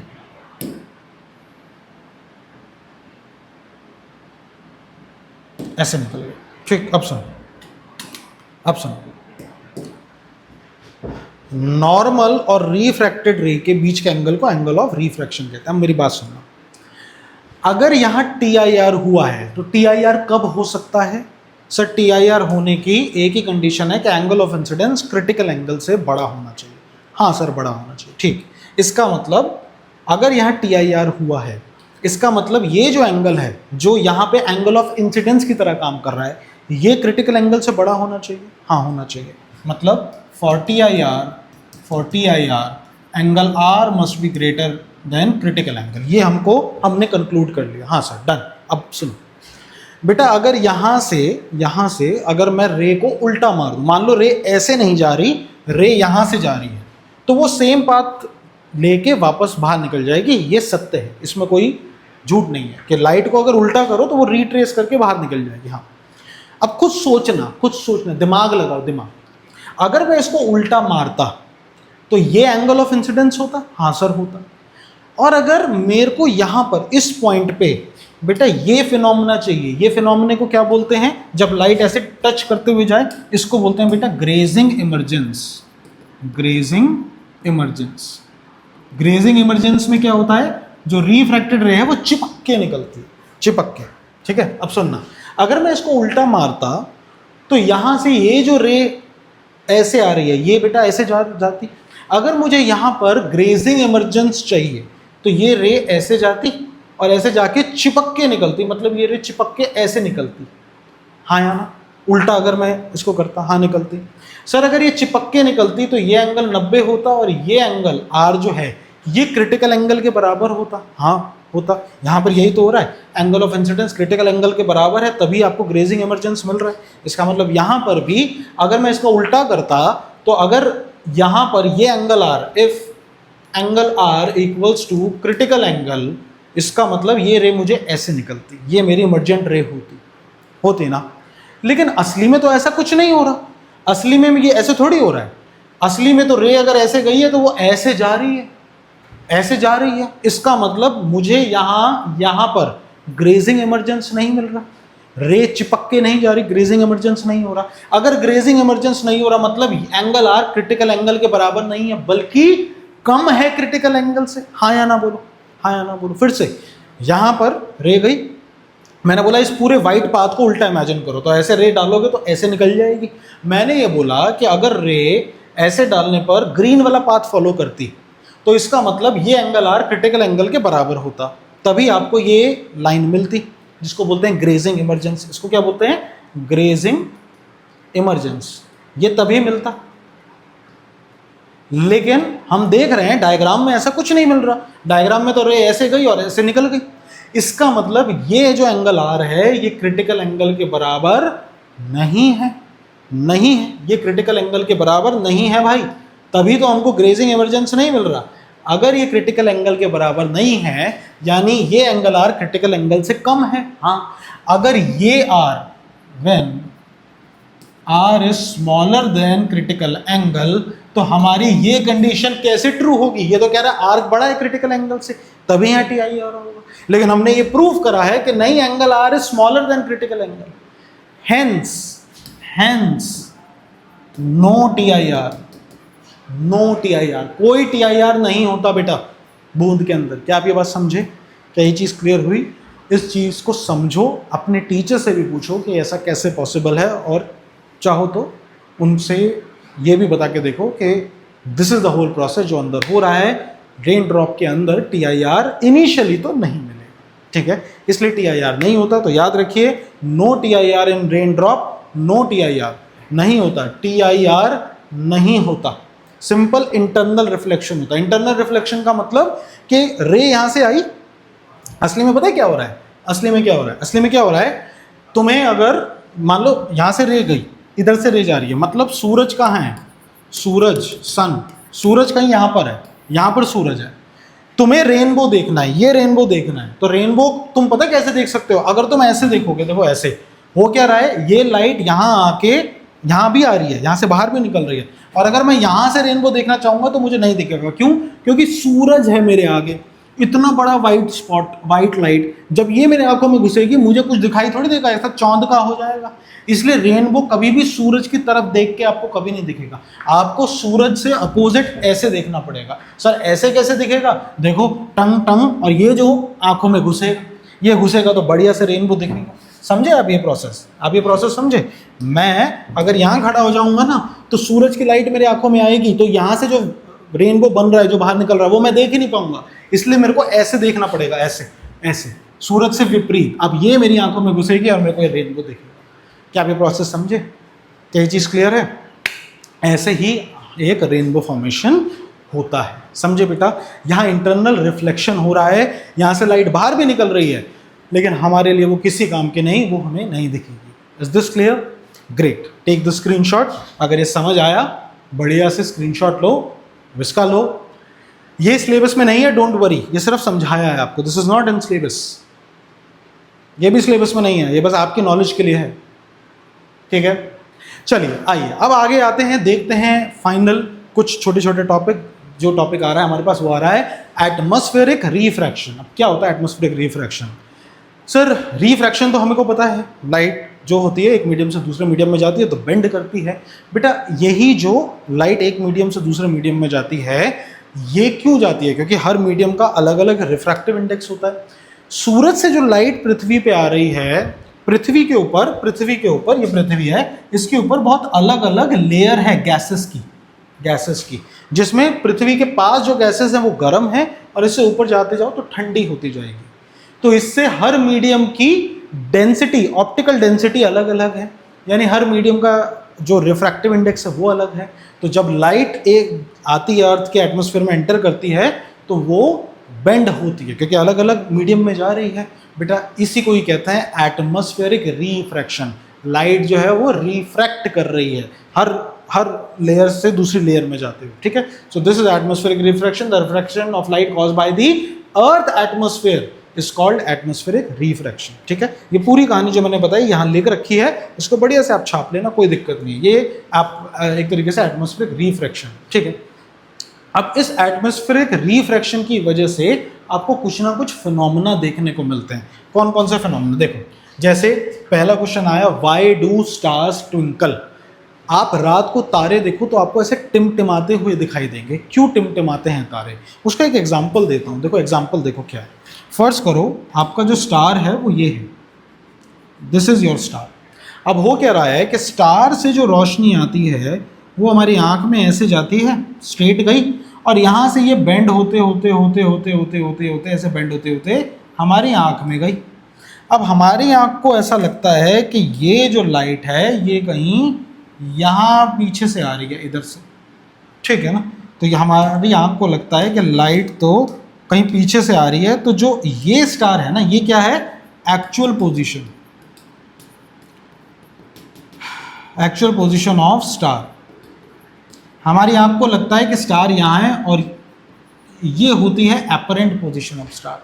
अब ये एटमॉस्फेरिक फिक्स तो नहीं है, हवा चल भी रही है, हवा चल भी रही है, तो क्या होता है, ये स्टार कभी यहाँ दिखा तो कभी यहाँ दिखा, फिर कभी यहाँ दिखा तो कभी यहाँ दिखा, तो ये हर पॉइंट पे अलग अलग जगह हमें दिखता है, समझ लो, अलग अलग जगह दिखता है। मतलब ये कुछ ऐसा ही है कि कभी जैसे मान लो ये स्टार है, तो ये स्टार कभी यहाँ दिखा तो कभी यहाँ दिखा, फिर कभी यहाँ दिखा, कभी यहाँ दिखा, फिर कभी यहाँ, फिर यहाँ, यहाँ, यहाँ, यहाँ, यहाँ, यहाँ, यहाँ, और दूर देखो तो ये तुम्हें ये सब होते दिखेगा, मतलब तुम्हें टिमटिमाता हुआ दिखेगा। यही रीजन है कि यही कॉन्टिन्यूस एटमॉस्फेरिक रिफ्रैक्शन की वजह से आपको स्टार जो है वो ट्विंकल करते हुए दिखते हैं। सो स्टार की ट्विंकलिंग क्यों होती है, पूरा आपके लिए लेकर रखा है, इसको पढ़ लेना। ये भी यही बता रहा है कि ये कॉन्टिन्यूस रिफ्रैक्शन की वजह से the bending causes the position of stars to shift slightly and the amount of light reaching our eye changes. As a result the star appears brighter and sometimes dimmer. हमेशा कभी कभार bright भी लगता है और डिम भी लगता है, क्रिएटिंग द ट्विंकलिंग इफेक्ट। असली में नहीं टिमटिमाता, ये तो एटमॉस्फेरिक रिफ्रैक्शन की वजह से जो अपरेंट और रियल पोजीशन में जो चेंज हो रहा है, इसकी वजह से स्टार्स हमें ट्विंकल करता हुआ दिखाई दे रहा है। ठीक है, तो हो सकता है आपके पास सीबीएसई डायग्राम दे दे, तो डायग्राम के लिए आप ये डायग्राम जरूर बनाएं। याद रखिए, अपरेंट पोजीशन एक्चुअल पोजीशन से हमेशा ऊपर है, उल्टा मत बना देना, यहाँ एक्चुअल और यहाँ अपरेंट, ऐसा मत करना। अपरेंट हमेशा एक्चुअल से ऊपर की तरफ बनेगा। ठीक है बेटा, ठीक है। तो this is why do stars twinkle. अब दिमाग में ये आना चाहिए कि अगर स्टार्स ऐसे ट्विंकल करते हैं तो भैया प्लैनेट क्यों नहीं ट्विंकल करते? चांद तो हमें नहीं दिखता ऐसा ट्विंकल करता हुआ, अगर ये बात है तो, है ना? तो ऐसा क्यों होता है? Why planets do not twinkle? तो प्लैनेट क्या है बेटा, आमतौर पे जो प्लैनेट है वो स्टार के मुकाबले अर्थ के बहुत पास है। स्टार्स तो बहुत दूर है, बहुत दूर। ये जो बाकी के प्लैनेट्स हैं ये रिलेटिवली ज़्यादा पास हैं। कोई चीज़ ज़्यादा पास है तो वो कैसे दिखेगी? ज़्यादा बड़ी दिखेगी। देखो मेरा हाथ अभी छोटा, अब ये तुम्हारे पास आ रहा है तो बड़ा दिखाई दे रहा है ना, दे रहा ना, बड़ा दिखाई। तो जो चीज़ पास होगी वो बड़ी दिखाई देगी। अब ये जो इतना बड़ा प्लैनेट आपको दिख रहा है, ये जो इतना बड़ा प्लैनेट है, ये अर्थ के ज़्यादा पास है। अब हो क्या रहा है, इस प्लैनेट से जो लाइट आती है वो भी रिफ्रैक्ट होती है, वो भी चेंज होती है, मतलब उसमें भी ट्विंकलिंग तो दिखता है, लेकिन ये इतना पास है, मतलब समझो ये पास है, पास मतलब ये इतना पास समझ लो। अब इसमें हर पॉइंट छोटे छोटे ट्विंकलिंग इफेक्ट प्रोड्यूस करता है। स्टार का तो एक ही पॉइंट ट्विंकल कर रहा था, ये पूरा प्लैनेट मान लो, इसके अलग अलग पार्ट है जो ऐसे ट्विंकल कर रहे हैं। ठीक है, ट्विंकल कर रहे हैं, अब ये बहुत तेजी से ट्विंकल कर रहे हैं, लेकिन जैसे ही मैं इसको दूर से देखूंगा तो ये ट्विंकलिंग इफेक्ट इतने सारे एक साथ ट्विंकल कर रहे हैं कि ट्विंकलिंग इफेक्ट, मान लो एक ब्राइट हुआ तो दूसरा डार्क हो गया होगा, ये ट्विंकलिंग इफेक्ट नलिफाइज हो जाता है, ये दिखता ही नहीं। इसको तुम ऐसे मान के चलो कि मान लो मेरे पास एक बहुत बड़ी लाइट है, बहुत बड़ी लाइट, ये बहुत बड़ी लाइट है, हाँ, शादी ब्याह वाली, और एक मेरे पास ये छोटा सा एक बल्ब है। अगर ये बल्ब मैं ट्विंकल करूँ, टप टप टप टप टप करूँ, तो ये बल्ब मुझे दूर से दिखेगा ट्विंकल होता हुआ। लेकिन यहाँ पर मेरे पास इसमें बहुत सारे बल्ब हैं, बहुत सारे बल्ब, ठीक है ना, बहुत सारे। अब मान के चलो ये लाइट, तेज लाइट आ रही है, अब मान लो ये बीच वाला बल्ब फ्यूज हो गया, ठीक है, उसके बाद क्या हुआ, अगले ही सेकंड ये फिर से ऑन हो गया, लेकिन अब ये फ्यूज हो गया, ठीक है, उसके बाद ये फिर से ऑन हुआ, अब ये फ्यूज हो गया। ऐसे ये छोटे छोटे हो रहे हैं। तो हमें आउटर में तो कुछ दिखेगा ही नहीं। तुम्हें आउटर में दिखेगा, तुम्हारे घर में जो एलईडी है उसमें कितने, जो एलईडी ट्यूबलाइट है उसमें कितनी छोटी छोटी एलईडी हैं, तुम्हें पता लगता है कि अंदर की कौन सी एक आध एलईडी फ्यूज हो जाए तो तुम्हें पता ही नहीं लगेगा। यही सेम रीजन है कि क्योंकि प्लैनेट रिलेटिवली क्लोज है, जिसकी वजह से ये ट्विंकलिंग इफेक्ट नलिफाइज हो जाता है, क्योंकि एक प्लैनेट एक बड़े बॉडी की तरह एक्ट करता है। Planets are much more closer to earth, appear as extended source of light. Essentially, a planet can be viewed as a collection of numerous small points like light source. ठीक है ना बेटा, ये सारी चीज़ें मैं इसलिए लिख के लाया हूँ आपके लिए क्योंकि सीबीएसई आपसे पूछता है कि बताओ ऐसा क्यों होता है। हर बच्चे को समझ आ जाता है कि ऐसा इसलिए होता है, लेकिन बच्चा लिख नहीं पाता, बच्चे को लिखने में दिक्कत होती है, और बच्चा फिर अपने मन से बना के टीचर ने जो बताया है वही सिर्फ चीज़ें लिख देता है। कोई बुराई नहीं है इसमें, लेकिन there is a proper way to write the answers. मैंने इसलिए आपको ये सारा लिख के दिया है, ठीक है ना। तो इसका स्क्रीनशॉट ले लो। आई होप आपको समझ आई होगी, तो आई होप आपको समझ आया होगा। आगे बढ़ते हैं, नेक्स्ट देखते हैं हमारे पास नेक्स्ट क्या है। नेक्स्ट क्या है, एडवांस सनराइज और डिलेड सनसेट। अब सोचो, सूरज जो है भैया ईस्ट से निकलता है और वेस्ट में छुपता है, ठीक है। आप कभी भी देखो, जब 12 बजे वाला सूरज होता है ना, 12 बजे वाला सूरज, 12 AM वाला, तो क्या 12 PM वाला, क्या कर रहे हो सर। तो जो 12 बजे वाला सूरज होता है, तो 12 बजे सूरज को देखो तो सूरज आप नेकेड आई से देख ही नहीं सकते यार, इतना ब्राइट होता है, ब्राइट, पूरी तरीके से ब्राइट। लेकिन यही अगर आप सुबह उगता हुआ सूरज देखो और छुपता हुआ सूरज देखो, तो आप उसको नेकेड आई से देख सकते हो, आपको इतनी दिक्कत नहीं होगी, आप देख सकते हो उसे। तो ऐसे क्या सुबह हमारे अंदर क्या कुछ शक्तियाँ आ जाती हैं क्या, हैं, या सूरज पहले कमज़ोर होता है और फिर ताकतवर होता है, ऐसा तो नहीं। क्या है इसका असली राज, तो इसका राज सुनो क्या है। देखो, जब सनराइज हो रहा होता है ना, तो देखो हम तो ये रही अर्थ, तो ये हमारे लिए होराइजन है, ये क्या है, ये हमारे लिए होराइजन है, क्षितिज, क्षितिज है ये हमारे लिए, ठीक है ना।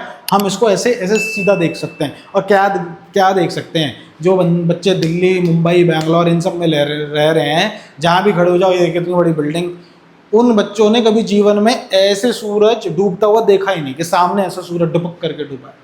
ये तो कभी गोवा जाते हैं या ऐसी जगह जाते हैं या हरियाणा की तरफ आते हैं जहाँ थोड़ा सा मतलब बड़े घर हैं, जगह बड़ी है, उन्होंने सूरज ऐसे डूबता हुआ देखा है थोड़ा बहुत, है ना। वरना आम तौर पे तो मोस्ट ऑफ द पीपल अगर आप देखो, उन्होंने समुद्र के पास ही सूरज को डूबते हुए देखा है, वरना उन बेचारों ने कभी जीवन में डूबते हुए देखा ही नहीं कि सूरज ऐसे करके होराइजन से नीचे गया, देखा ही नहीं, क्या कर, ठीक है। तो खैर एनीवेज, तो ये हमारे लिए होराइजन है, हमें सिर्फ इस होराइजन के ऊपर दिखाई देता है। अब देखो होता क्या है, अभी सूरज उगा नहीं है, ये एक्चुअल सूरज है, ठीक है, अभी ये ऊपर आ रहा है। अब देखो होता क्या है, लाइट जो है वो हमारी आँख में गई, ऐसे यहाँ से आई और बेंड होते होते होते होते होते ऐसे हमारी आँख में गई, हमारी आँख को लगा कि लाइट कहीं यहाँ से आई, तो सूरज की एपरेंट पोजीशन यहाँ दिखाई देती है। मतलब ये असली में सूरज नहीं है भाई, ये भ्रम है, BHR, भ्रम।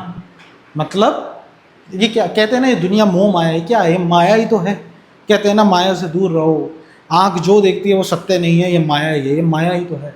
जो तुम देख रहे हो वो भी सच नहीं है, जिसको तुम सूरज समझ रहे हो वो सूरज है ही नहीं, बल्कि परछाई है। तभी तो इसको देख पाते हो, तभी तो इसको देख पाते हो। लाली माँ दिखती है ना, लाल लाल लाल लाल दिखता है पूरा का, है ना। ये था सिलेबस में कि क्यों लाल दिखता है, बच गए तुम इस बार, नहीं है, कट गया, ठीक है ना।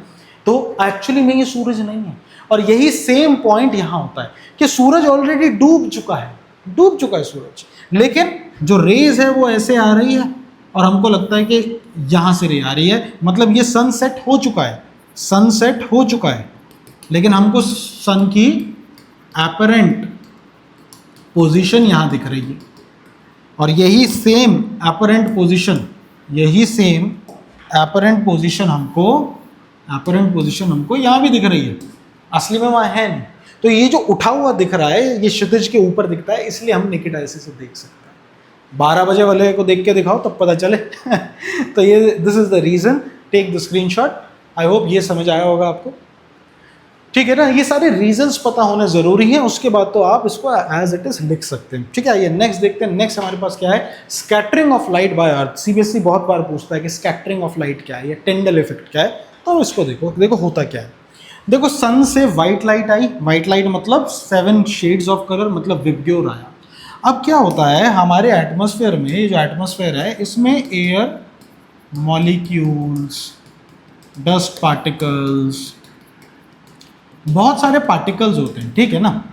अब ये क्या करते हैं, ये हवा में घूम रहे हैं, दिख भी नहीं रहे हमें, दिख भी नहीं रहे, घूम रहे हैं। और ये घूमते घूमते जैसे ये वाइट लाइट इसमें पड़ती है, एटमॉस्फेयर के अंदर घुसते ही ये मतलब डिस्पर्जन हो जाता है, 7 रंगों में बढ़ती है। अब क्या होता है कि ये पार्टिकल्स इनसे बढ़िया से मिलते हैं, हेलो हाई करते हैं, मोटा मोटा इन लाइट से एनर्जी एब्जॉर्ब करते हैं। और ये क्या करते हैं कि ये वायलेट, इंडिगो, ब्लू, इन तीनों की एनर्जी को ये एब्जॉर्ब कर लेते हैं, खींच लेते हैं अपने अंदर। और जो बड़ी वेवलेंथ है ना, इनको रिजेक्ट मार देते हैं, इनको छोड़ देते हैं।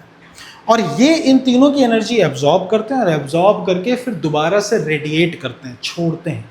तो भैया जो एनर्जी एब्जॉर्ब करी है वही छोड़ेंगे। अगर वायलेट इंडिगो ब्लू को एब्जॉर्ब कर रहा है तो वायलेट इंडिगो ब्लू को ही ये छोड़ेगा। इनको तो रिजेक्ट कर देता है, ये तो ऐसे सीधी चली जाती है, लेकिन इनको एब्जॉर्ब करके ये दोबारा से छोड़ता है। इसलिए हमको पूरा का पूरा जो आसमान है बेटा वो नीला दिखाई देता है, ब्लू दिखाई देता है। सर ब्लू क्यों, वायलेट क्यों नहीं दे रहा, इंडिगो क्यों नहीं दे रहा, ब्लू क्यों दे रहा है? क्योंकि हमारी आईज ब्लू को लेके ज़्यादा सेंसिटिव है और ये तीनों सेम से ही शेड हैं, तीनों सेम से ही शेड हैं और ब्लू को लेके ज़्यादा सेंसिटिव है, इसलिए ये नीला दिखाई दे रहा है। समझे? अगर हमारे पास एटमॉस्फेयर ना हो, डस्ट पार्टिकल ना हो तो कोई नीला नहीं दिखाई देगा। समझे?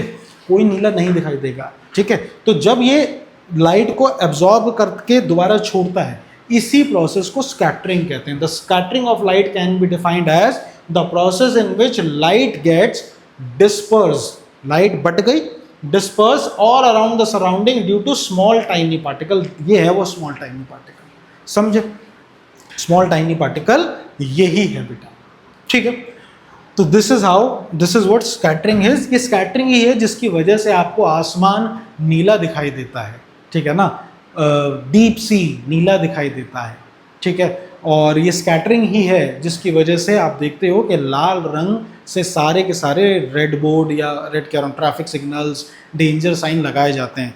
क्योंकि क्या होता है, लाल लाइट जो होती है उसकी वेवलेंथ सबसे ज़्यादा है, तो वो ज़्यादा दूरी तय कर सकती है, वो स्कैटर नहीं होती। देखो ना, एब्जॉर्ब ही नहीं करता, लाल को छोड़ देता है, तो एब्जॉर्ब नहीं करेगा तो लाल सबसे दूर तक जाएगी, इसलिए वो लाइट दूर तक दिखती है। ठीक है, ये स्कैटरिंग बहुत है। स्कैटरिंग से ही तो टिंडल इफेक्ट का जन्म हुआ है। सुबह सुबह जब तुम उठते हो, वो खिड़की में से लाइट का पाथ दिखता है ना, वो क्या है? Tyndall effect. तुम सुबह सुबह उठो और सुबह सुबह उठ के खिड़की थोड़ी सी खोल दो, सूरज की लाइट आएगी और ऐसे कुछ डस्ट पार्टिकल डाल दो, ऐसा झाड़ दो कुछ, तो तुम देखोगे तुम्हें पूरा लाइट का पाथ दिखेगा। वो क्या है? टिंडल इफेक्ट है, स्कैटरिंग की वजह से होता है। ठीक है ना, तो ये होता है स्कैटरिंग, और इसी की वजह से आपको आसमान नीला दिखाई देता है। Why do sky appears blue? The shorter wavelength like blue and violet scatter much more than the longer wavelength like. ये क्यों ज़्यादा हो रही है स्कैटर? क्योंकि जो टाइनी पार्टिकल्स है वो इनकी एनर्जी को ज़्यादा एब्जॉर्ब करता है और फिर रेडिएट करता है। तो since human eyes are more sensitive to blue light, the sky appears to blue. Violet क्यों नहीं दे रहा? क्योंकि ब्लू को लेके ज़्यादा सेंसिटिव। ठीक है, और इसी को आप एटमॉस्फेयर स्कैटरिंग भी कहते हैं। ठीक है ना, तो scattering of light by the atmosphere refers to the process where sunlight interact with gas molecules, sunlight interact with gas molecules, dust and other particles in earth atmosphere causing the light to spread in different direction। ठीक है, तो ये पता होना चाहिए कि आसमान नीला क्यों है, बिल्कुल पूछता है, तो ये इसकी वजह से आसमान आपको नीला दिखाई देता है। फिर आपसे पूछता है why does sky appear dark instead of blue to astronaut? भाई स्कैटरिंग हो ही नहीं सकती। चांद पे चला जाए तो इसको क्या चांद के आसपास क्या दिन में ब्लू ब्लू दिखाई देगा? नहीं देगा। क्यों? क्योंकि स्कैटरिंग होने के लिए मॉलिक्यूल्स ही नहीं है, there is no atmosphere. Simple सा रीजन है। ये क्यों नहीं दे रहा, इसको क्यों नहीं दिखाई दे रहा? क्योंकि चांद पे कोई एटमॉस्फेयर ही नहीं है, इसलिए इसको यहाँ पर कुछ भी नीला दिखाई नहीं दे रहा, इसको बिल्कुल डार्क दिखा देता है, पिच डार्क। ठीक है, दिस इज द रीजन, इसको नोट कर लीजिएगा। तो ये भी क्वेश्चन आपसे पूछता है, आई होप समझ आया हो आपको। तो दिस इज वाई आपको चांद पे कोई नीला कलर दिखाई नहीं देता। फिर आपसे कहता है कि कलर ऑफ सन बताओ एस्ट्रोनॉट को कैसा दिखता है? तो हमको भी जो सूरज कभी कभार पीला 12 बजे वाला थोड़ा सा वाइट पीला दिखता है, फिर ढलता हुआ सूरज लाल लाल सा दिखता है ना, लालिमा फैल जाती है, तो ये लाल पीला जो दिख रहा है ये स्कैटरिंग की वजह से दिख रहा है। अब अगर ये बंदा चांद पे गया या स्पेस में गया, स्पेस में तो कुछ है ही नहीं, पार्टिकल्स ही नहीं है, तो इसको जो सूरज दिखाई देगा वो बिल्कुल वाइट दिखाई देगा। कैसा दिखाई देगा? White white white. देखो ये एक्चुअल फोटो भी डाल रखी है, चांद में से सूरज सफेद दिखाई दे रहा है, कोई इसमें पीला दिखाई नहीं दे रहा। तो याद रखो ये क्यों दे रहा है? क्योंकि देयर इज नो एटमॉस्फेयर, कोई एटमॉस्फेयर ही नहीं है, तो स्कैटरिंग नहीं हो सकती। ठीक है ना, तो ये हमारे पास ये आंसर हो गया। लास्ट हमारे पास है बेटा टिंडल इफेक्ट। मैंने आपको बताया ना, जब सुबह सुबह आप उठते हो या किसी जंगल में चले जाओ, घने जंगल में, तो ये लाइट का पाथ दिखता है ना। ये क्यों दिखता है? क्योंकि ये देखो ये खिड़की से ये लाइट का पाथ दिख रहा है। क्यों? क्योंकि डस्ट पार्टिकल्स हैं, डस्ट पार्टिकल वही लाइट के साथ इंटरेक्ट कर रहे हैं, एनर्जी एब्जॉर्ब करके रेडिएट कर रहे हैं, जिसकी वजह से आपको ये लाइट का पाथ दिखता है। इसी को ही आप टिंडल इफेक्ट कहते हैं। आपने पढ़ा भी होगा कि कोई ट्रू सॉल्यूशन हो, जैसे ग्लास लो और उसमें बढ़िया सा पानी डाल दो, और आप उसके अंदर देखो तो आपको वो बिल्कुल ट्रांसपेरेंट दिखेगा, लेकिन यही हल्का सा दूध उसमें डाल दो या कुछ पार्टिकल्स डाल दो तो आप देखो तो आपको लाइट का पाथ भी दिखेगा, है ना। वो क्यों? टिंडल इफेक्ट की वजह से, उसके अंदर के सॉल्यूशन भी दिखेंगे, छोटे छोटे पार्टिकल दिखेंगे। तो ये टिंडल इफेक्ट की वजह से, this is the reason. Tyndall effect क्या है? The phenomena by which colloidal particles scatter light is called Tyndall effect. ठीक है, तो ये पूछ लेता है कि टिंडल इफेक्ट क्या है। सो दिस इज टिंडल इफेक्ट। और इसी के साथ हमारा ये चैप्टर होता है खत्म। और अब देखते हैं प्रीवियस ईयर के कुछ क्वेश्चन। आइए फटाफट, मैंने आपके लिए क्वेश्चन आंसर दोनों लेके आया हूं और सारे के सारे क्वेश्चन प्रीवियस ईयर में पूछे गए। पहला क्वेश्चन देखिए फटाफट। Why the sun is visible for few minute after it sets? क्यों? क्योंकि सन तो सेट हो चुका है लेकिन उसकी अपरेंट इमेज होराइजन से ऊपर है। The sun is visible for few minutes after the sunset due to atmospheric refraction. देखो दिस इज द सही way to write the answer, सही तरीका कि एटमॉस्फेरिक रिफ्रैक्शन हो रहा है। The light from the sun bends and it passes through the earth atmosphere making the sun appears above the horizon even after it sets. समझ गए? बिल्कुल correct answer है। इसको स्क्रीनशॉट लो, बहुत इंपॉर्टेंट है, बहुत इंपॉर्टेंट है। आगे बढ़ें, नेक्स्ट क्वेश्चन देखो। कह रहा why do planets do not twinkle like stars? अभी अभी समझाया, क्योंकि एक बड़ी सेलेस्टियल बॉडी की तरह काम करते हैं।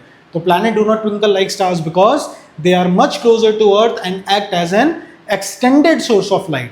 The multiple source rays of light from different points of planet surface nullifies the effect of atmospheric refraction making the light steady. ठीक है, बहुत इंपॉर्टेंट है। ये सारे क्वेश्चन रिपीट हुए हैं सीबीएसई में, प्लीज इनका स्क्रीनशॉट लो। एग्जाम में आपके टीचर देंगे, अब यही आंसर्स लिखिएगा, कोई गलती नहीं होगी। नेक्स्ट देखते हैं।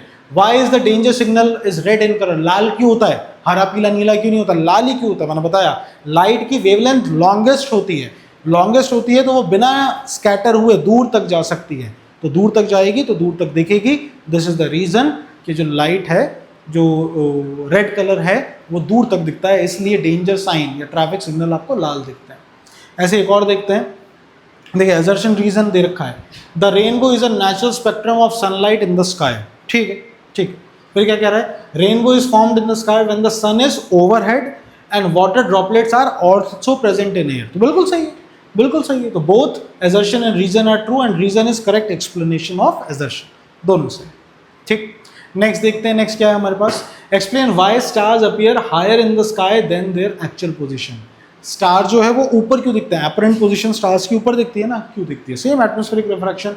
The light from the star undergoes atmospheric refraction as it passes through the layer of the earth atmosphere with varying densities. ये समझाया था। The light bends towards the normal making the stars appear slightly higher in the sky than its actual position. ठीक है ना?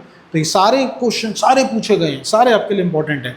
आइए next देखते हैं। Next क्या रिपीट हुआ है? Explain the formation of rainbow. पहले क्या हुआ था? डिस्पर्शन, फिर इंटरनल रिफ्लेक्शन और फिर रिफ्रैक्शन। तो देखो, a rainbow forms due to this dispersion, internal refraction and refraction. Sequence बता दिया, फिर इसको थोड़ा समझा दिया कि the sunlight first enter the droplet, पहले ड्रॉपलेट में आई, उसके बाद डिस्पर्जन हुआ, फिर रिफ्रैक्शन हुआ और ब्रेक हो गई 7 रंगों में। उसके बाद अंदर इंटरनल रिफ्लेक्शन हो गया और फिर रिफ्रैक्ट होके बाहर निकल गई और while coming out of the water droplet forming a circular pattern in the sky. आपको रेनबो मिल गया। डायग्राम भी अगर आप इसका बना दो तो आपके लिए अच्छा रहेगा। डायग्राम मैंने पीछे बना के दिखाया आपको, टेक द स्क्रीनशॉट। ठीक, आइए नेक्स्ट देखते हैं। कह रहा है explain the phenomena of dispersion of light through a prism. Prism का बहुत अच्छे से बताया है। Why do different colour of light bends at different angle? क्योंकि सबकी वेवलेंथ अलग होती है, इसलिए डिफरेंट एंगल पे बेंड होते हैं। डिटेल आंसर आपके पास यहाँ पर है, कुछ भी ऐसा नया नहीं है, सब कुछ मैंने आपको समझाया है। इसका स्क्रीनशॉट ले लीजिए, आपके बहुत काम आएगा। ठीक है, और क्या क्वेश्चन रिपीट हुआ है? Why does the sky appears blue? अभी अभी ताज़ा ताज़ा समझा है। स्कैटरिंग ऑफ सनलाइट होती है बाय द छोटे छोटे particles. Blue light having shorter wavelength is scattered more than other colors। क्यों? क्योंकि ब्लू लाइट की जो एनर्जी होती है वही पार्टिकल एब्जॉर्ब करता है और उसको बाद में रेडिएट कर देता है, इसलिए जो स्काई है वो नीला दिखाई देता है। ठीक है, चलिए इसका स्क्रीनशॉट लीजिए, आगे बढ़ते हैं। नेक्स्ट देखते हैं हमारे पास क्या है। Why do stars twinkle? तारे क्यों टिमटिमाते हैं भैया? क्यों टिमटिमाते हैं? अभी अभी बताया था ना, क्यों टिमटिमाते हैं? क्योंकि कॉन्टिन्यूस अपरेंट और एक्चुअल पोजीशन में चेंज होती रहती है। It undergoes continuous refraction, it undergoes through multiple refraction due to different air density causing the stars to appear position to shift and its brightness to fluctuate leading to a twinkling effect। ठीक है, तो बढ़िया से यही statement आपको लिखनी है, screenshot ले लीजिए, बहुत काम का है, ठीक है ना। तो इसी के साथ बेटा हमारा ये लेक्चर होता है ख़त्म। Human eye and the colourful world होता है पूरी तरीके से समाप्त। अगर आपने ह्यूमन आई नहीं पढ़ा तो जाओ और ह्यूमन आई पहले देखो। इसी के साथ हमारे फिजिक्स के 3 चैप्टर हो गए हैं ख़त्म। लाइट हमारा हो गया, इलेक्ट्रिसिटी हमारा हो गया और ह्यूमन आई भी ख़त्म हो गया। अगर आपने लाइट और ह्यूमन आई पढ़ लिया है और इलेक्ट्रिसिटी नहीं पढ़ा तो जाओ और चेक करो हमारे परिणाम सीरीज में इलेक्ट्रिसिटी, जिसमें हमने इलेक्ट्रिसिटी को बहुत डिटेल में बताया। बच्चों को बहुत तंग करता है, मैंने बहुत डिटेल में समझाया है with practice of all the questions. तो उसको देखो और बताओ कैसा लगा। इलेक्ट्रिसिटी के बाद हम वीडियो लेके आएंगे last chapter in physics of class 10th which is magnetism, magnetic effect of electric current. ठीक है, अगर वीडियो अच्छा लगा चैनल को लाइक शेयर और सब्सक्राइब जरूर करना और पढ़ते रहो, कोई टेंशन नहीं है, 10वीं में हो यार, ऐश कर।